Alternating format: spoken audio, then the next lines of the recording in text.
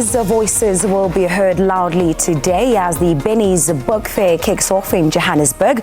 Hosted by the Schools Reading Roadshow in conjunction with St. Benedict's Preparatory, this initiative is aimed at showcasing the multitude of local authors who write books for children by showing off the incredible national talent and the wonderful variety of available stories penned in different indigenous languages. While to speak more on this, we are joined by Fatuma Abdullah, one of the event organisers. Fatuma, it's great to have you on the show. I know it's quite early, but thank you so much for coming. No, thanks for having us.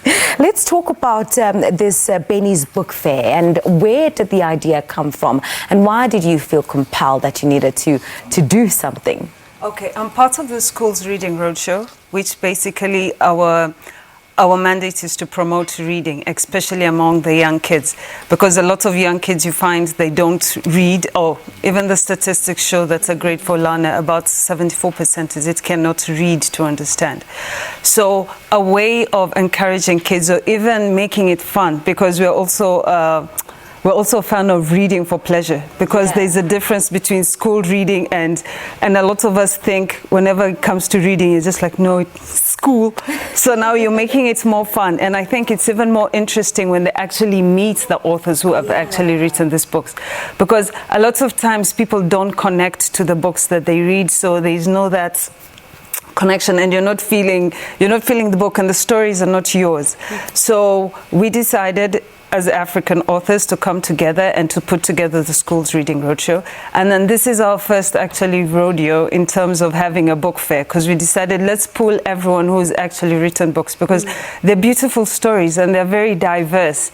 And they're stories you may not find in your normal retail stores. So for us to have this fair is one of the unique ones, and it's specifically for children. Most of the book fairs you have are for adults, and the children are normally like a sidekick to keep them busy. And I know I've been a culprit, but but so now this one is solely for children and young adults, so we're focusing on them. We're going to have a lot of young authors who are also going to be there, because young kids are now writing books, and it's their stories and how they see the world and how they perceive things, which is also very interesting. That's quite incredible. Let's talk about just what happens at this book fair. So I bring a couple of little ones. What is in store for them on the day? What are some of the things that they can look forward to? Okay, the fair opens at about 10. So at 10, that's when we open the gates at St. Benedict's. And first, you get to look at the books that are around there. So we have all the authors who are there. You can meet and greet them to see actually who's written the books. Yes. And then we have a Mad Hatter's tea party, so a dress-up kind of thing for the kids to dress up. Who doesn't love to dress up? Yeah. And then also we have, what is this? Sorry. We have the... Okay, now my chair is moving, hence. That's a distraction. So even with the... We have activities and we have workshops, and then we also have panel discussions whereby children authors will also be interviewing the likes of me who are writing for children. So in terms of understanding what goes into writing, because children's books, as I say, are much different. Some people think it's easier to do, but it's much harder, because you have to shrink the content into just like a few pages. We know the attention span. You need to work with illustrators. You need to do all the layouts and stuff. So yeah, there's a lot to do. There's a lot that goes into this. And also the activities as well. So there's a lot of things to do. I was like, for the first time, we're having a kids' activity without a bouncing castle. Which is awesome. Which is something different. Yeah, so there's a lot of takeaways. So even if you're not like getting books and stuff, I'm going to be doing a Learning Healthy Habits workshop. So in terms of even if you're not doing everything else, there's something that you can take away with which the kids can remember. That's incredible. I love how you've just made all these activities available that are so stimulating as well. Yes, Now the School Reading Roadshow's mandate is every child has the right to read.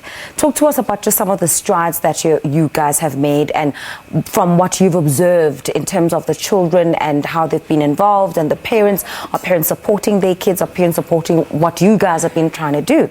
Yeah, we have a lot of support. I mean, there's a lot of, people are also getting aware in terms of we need to be deliberate about children reading. Because if as a parent I'm not reading, there's no way I can tell my son or my daughter, take a book and read. Absolutely. So we as parents, I know we're very busy, but you need to take at least 15 minutes in a day, at least, to just, be it a bedtime story or when you're reading, ask them, take a book, read. Let mommy and, let us read a book, or you read together. That's encouraging. But that's for parents who have books. We assume that people have books at home. Yeah. But of course, we are access living. is also quite a big thing. Yes, because you also have the people who are disadvantaged, who don't have the reading books at home. So that's one of the things we're really pushing. In fact, with the authors, what we do is we go to disadvantaged schools as well. We read stories to them. And then I think the best thing is also to leave a book behind. So then after that, they can be able to take a book. And the pride of a child having a book of their own, they can call their own. This, when we read, this book belongs to me. Yes. So you have that and you can go home. So even if Coco is not reading or Mom is not reading, there's a book there. I always tell my kids, leave them with a book. Finally, they'll get bored and go and peruse through the book and stuff. And that's how it starts. So that's how it starts, because each kid will have a book that they like. So maybe today you might not like this one, but tomorrow there could be another one. So we're trying to encourage a lot of parents as well. Teachers also be deliberate. Have authors come in, because when the kids connect, then the next time they pick a book, they're like, I know this person. Exactly.